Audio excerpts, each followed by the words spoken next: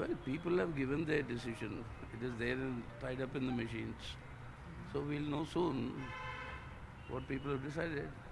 But we fought the battle. We fought it well, and I think it's going to be a good contest. So this time CPM is expecting more seats from Kerala.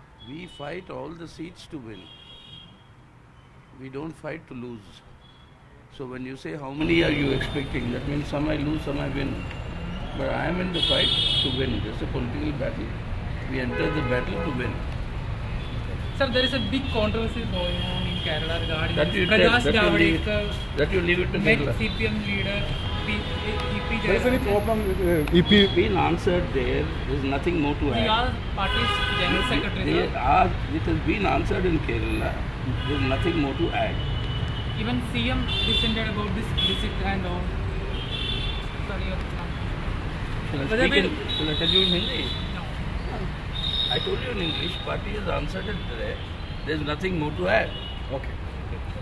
Party കേരളത്തിൽ മറുപടി പറഞ്ഞു കഴിഞ്ഞു. അതിനധികം ഒന്നും കൂട്ടിച്ചേർക്കാനില്ല ഈ EP Jayarajan വിഷയത്തിൽ എന്നാണ് യെച്ചൂരി ഇപ്പോൾ പ്രതികരിച്ചിരിക്കുന്നത്.